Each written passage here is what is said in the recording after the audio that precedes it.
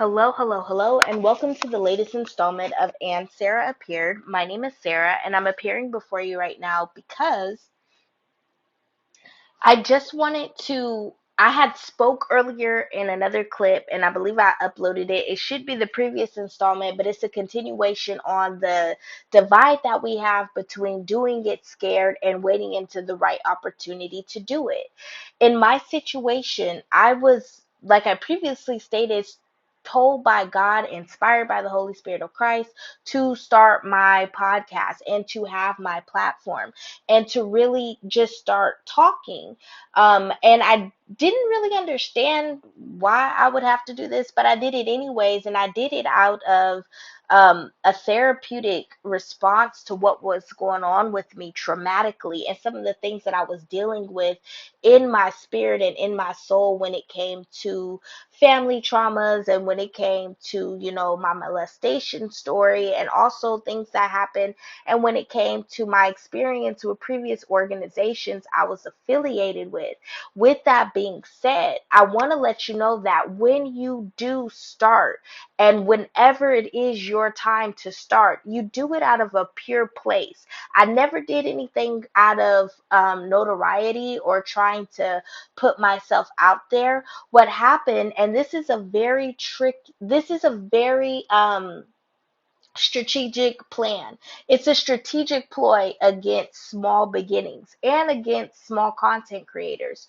When you have a person of power or a person who is of perceived power, in this case, I'm going to talk about my relatives. When you have a person of perceived power and they feel like they have a divine right to have ownership over you, and they feel like that there should be no movement in your life other than the movement that they authorize from their mouth. One, they're blaspheming against the Holy Spirit because the Holy Spirit within you is to empower you to be able to move forward and make decisions and live in unadulterated, unapologetic freedom. Two, they're blaspheming against God because now this person believes that they are your God. And so what they would try to do is attack you in the beginning in the area of your creativity. They attack you in your mind. They attack you in your body. They attack you by projecting emotions and feelings that may or may not even belong to you and highlighting them and magnetizing them in your energetic field so that you will not be able to function. Because when you get to the point where you say, I give up, and you raise your white flag, what will happen is they will be able to have the fulfillment of their agenda of shutting you up. And that's a real thing that happens. Sometimes it's not always shutting you up because some people's calling does not involve conversation.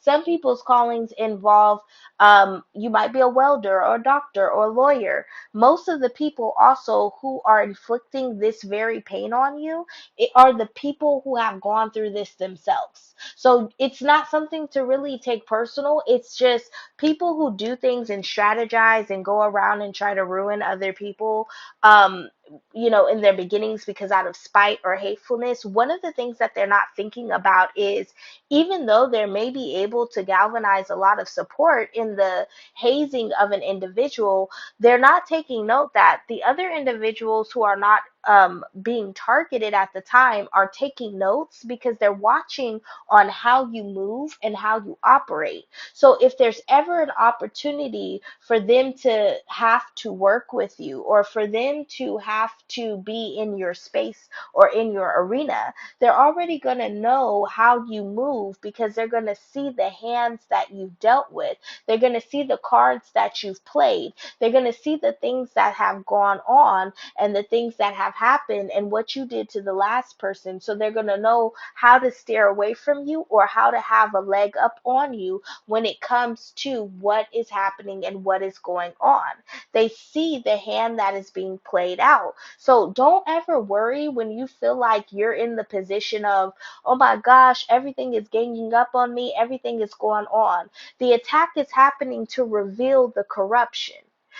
It's the same thing that has been going on with, and I spoke earlier about Shanquella, and I spoke earlier about Tyree.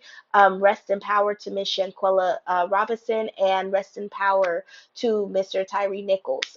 Two lives that were tragically murdered because there was corruption that was around them, and the corruption had to happen in order to expose what has been going on. There is a spirit of jealousy. There is a spirit of God complex or antichrist that has been ushered into the earth. It's been going on in a smoke and mirrors behind the scenes for a very long time. But it's coming out in the open now because you need to be able to have an actualization of what some things have been um, assumed. You need to, there's things that you know about, but they're coming to the forefront, and they're still coming um, on full display so that everyone can know that the illusion is no longer able to stand. There is an illusion in every facet of our ecosystem or societies, because illusions, they serve a purpose. And it's a way that you use the illusion, but you've got to get past the illusion and the delusion of this narrative or this story, or in the words of some other more advanced people, this matrix of life that is trying to keep you bound to slavery. There is a real spirit of slavery that is driving, that God is not pleased with. A lot of people are in slavery and in bondage and in a lot of soul contracts. And the people who are not in those contracts, who are living their lives, doing things because God has graced them to do it, and they don't have to, or they choose not to. Everybody has an option. Here's one thing that I don't like. A lot of people will try to gaslight you and say that you don't know how to take risk, and you don't know how to make moves, and you don't know how to conduct yourself in life because you don't do some of the compromising things that they do to get ahead in life. And I want you to know that that's gaslighting, because you have your own obstacles, you have your own things that you faced in life, you have your own traumas and terrors that you have had to overcome and go over, and you had to make the decision not to make a shortcut and sell yourself short in order to be able to get where you're going. You had to keep your integrity. You knew that it wasn't in you to be able to move the way that society was telling you you should be moving. So don't allow yourself to be gaslit and told that you're not somebody who's able to appear, arrive, show up, that you're not somebody who's able to function in society. I want you to remove the veil, or allow the Holy Spirit to remove the veil of ignorance off of you, because there is another way, but there are demonic forces, frameworks, and even you, your own worst enemy, is trying to convince you that you have to be transformed, not by the renewing of your mind, but by the compromise of your soul. And it can happen in any ecosystem of life. It can happen in your family. It can happen in your business. It can happen in your finances. It can happen in friendships. It can happen with education. It can happen in every aspect of life, even the church. Sometimes you are going to be ushered into a situation where it's going to cause you to make a decision. Are you compromisable? Which really translate to, are you flexible? And ultimately, how obedient are you willing to be? But I want you to know that if you do not obey and you do not bow to the systems of the world, that does not mean that your destiny is sacrificed. It is a lie. Obedience is better than sacrifice, but you did not sacrifice or advocate anything that has for you just because you were not obedient to a social construct or system that doesn't align to what God has said for you. Don't allow influence, education, and everything that comes along with it, even experience and travel of an individual, to try to impose on you what you know God has said for your life. Don't be beguiled, and remove the illusion off of your eyes. Even though this family member is influential, this family member has achieved things, gone places, has accolades, has plaques, has everything that they have, and yet, why are they telling me something that they wouldn't even want to be subjected to? Or if they were subjected to it, they didn't like it. Society and hell has a way of trying to make you pay dues that you didn't owe.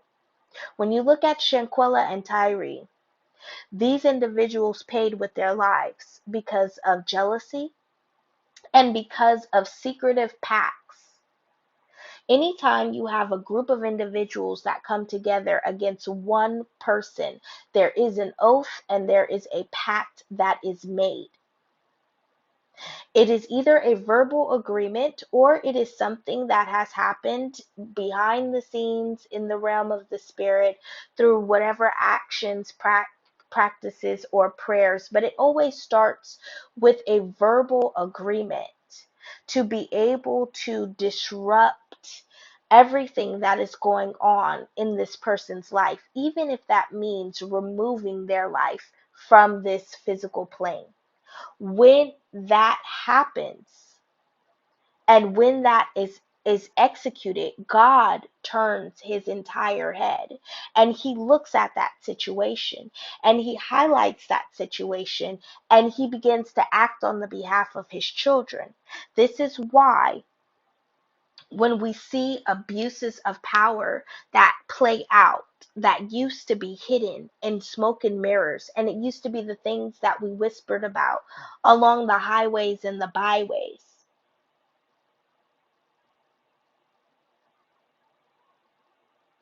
When I was reading it, Lovecraft Country, when I was reading it, and I haven't even finished my book, but when I was reading the book, there was a green pamphlet, and it was a traveling guide for Negroes to let them know where were the safe spots that they could go into and hide, and not hide, but to take up any kind of rest while they were traveling. Where were the hotels, the gas stations, the diners that they could go to that they would be safe and that would be Negro friendly to them at the time, because they were surrounded of in an ecosystem of the South and of part of northern states that they had to travel through, that everywhere that they went there was constant hostility and there was adversity to their journey.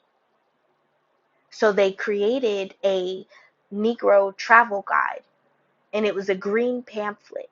And that green pamphlet allowed them to be able to go to places safely. And at one point of the story, there was a climax where a sheriff had forcibly taken that green pamphlet and looked to see what was going on in that green pamphlet and caught on to the fact that these individuals that we have so much hostility for are finding ways to get away from us in plain sight. And they're finding ways to be able to continue their journey in a safe way without us antagonizing them. And they're communicating in this pamphlet or in whatever's going on so that they could be able to go from one destination to the next.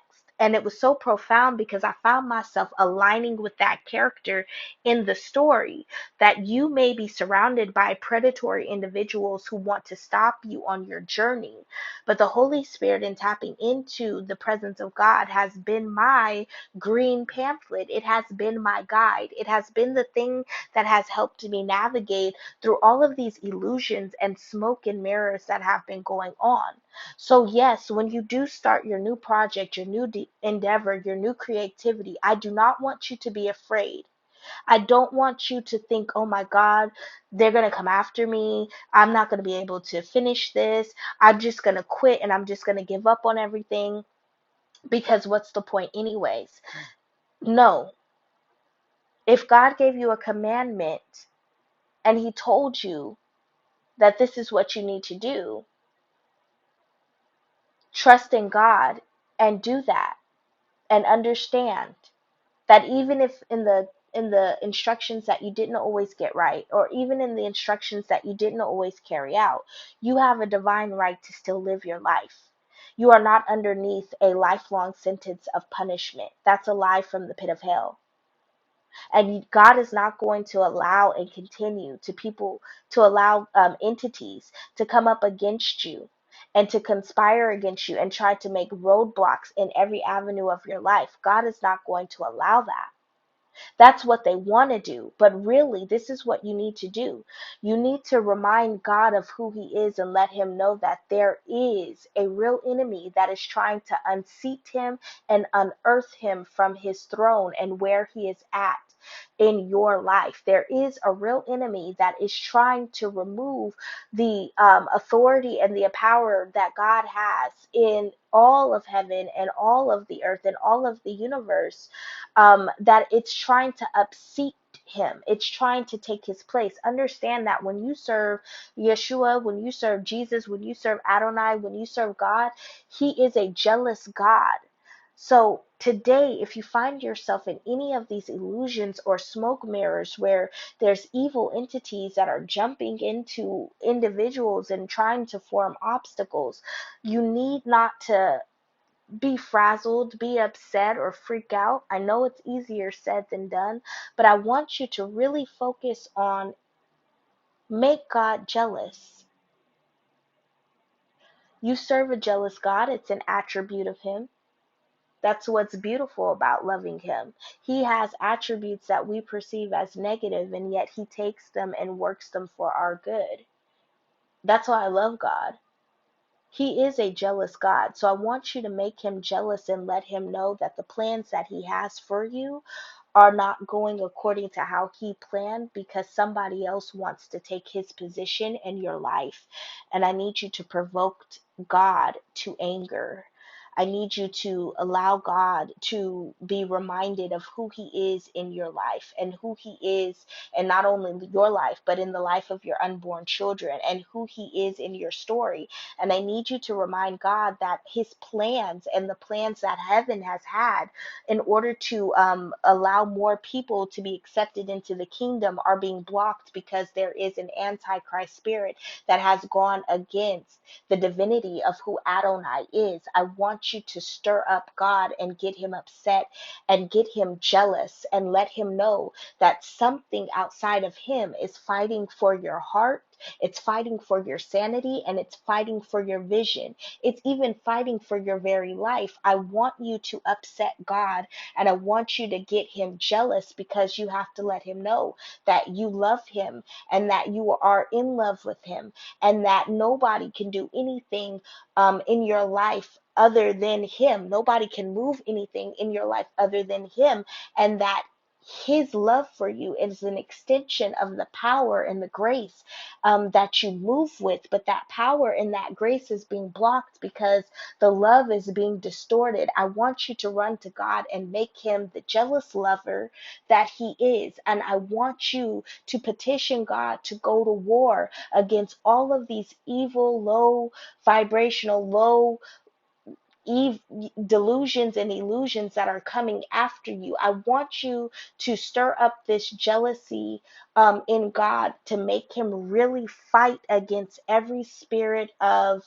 apprehension in you, every spirit of confusion in you, every spirit of self-sabotage in you, every spirit of low self-esteem, every spirit of depression, every spirit of oppression, every generational curse that tried to follow you into the new year, every spirit and veil of ignorance, every veil of unattractiveness, every veil of undesirability, every veil of isolation. I want you to stir God in his emotions and speak to him in such a way that he is coming up and showing up in your life as the jealous lover that he is. He is your father. He is your Abba Father, but he also is a jealous God. And I love that about him. And I want you to activate, invoke the jealous God that he is so that he can work on your behalf.